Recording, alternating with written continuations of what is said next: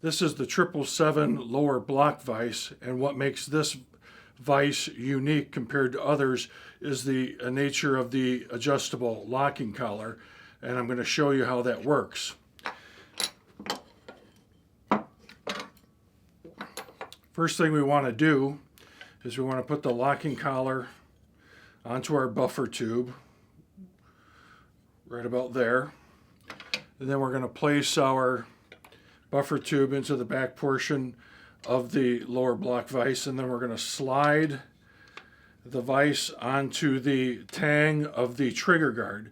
And what this is going to do is, once clamped into the vise, it's going to keep our buffer tube and our tang in the correct orientation and not let us over torque or over twist our buffer tube during installation. The next thing we're going to do is we're going to use our castle nut wrench. Any flat castle nut wrench will do. This one from Forward Controls Design we're going to use for this demonstration. So we're going to place that over the castle nut. We're going to slide the locking collar forward so it makes contact, and we're going to keep it tight onto the castle nut wrench while we place the lower block vise into the vise, using the rails here as support on the top and placing the trigger guard relatively close to the end of the vise.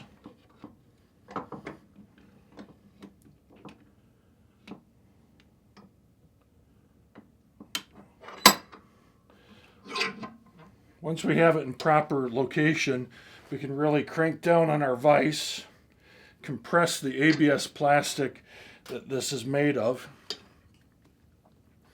and we're ready for torquing. Now you can use other torque wrenches as well, or torque castle nut wrenches, like this Tango Uniform. You can place it in this way.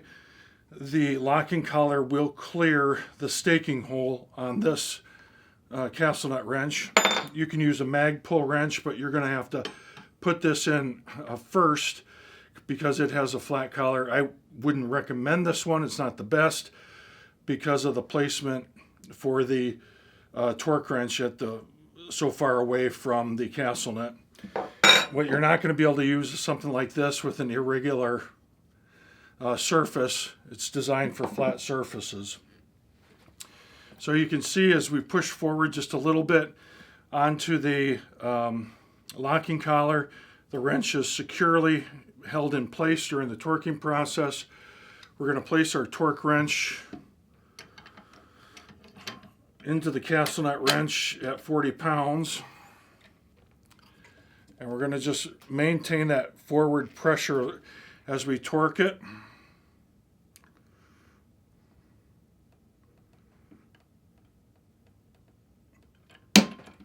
And we're good.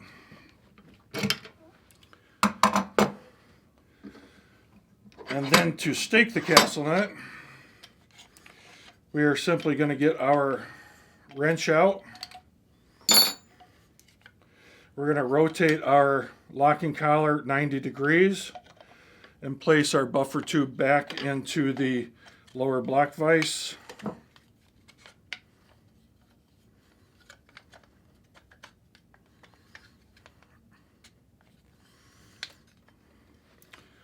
In this position right here, and we're going to lower it into the vise.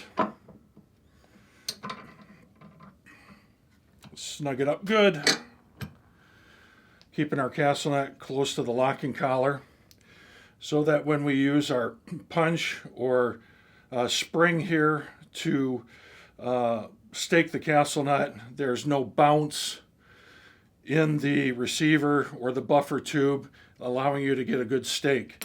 And then if we want to do the other side, we simply take the buffer tube out,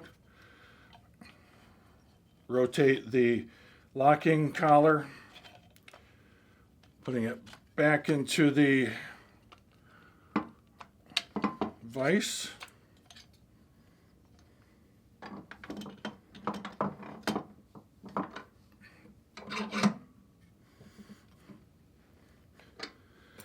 And now we're ready to stake the other side of our castle nut.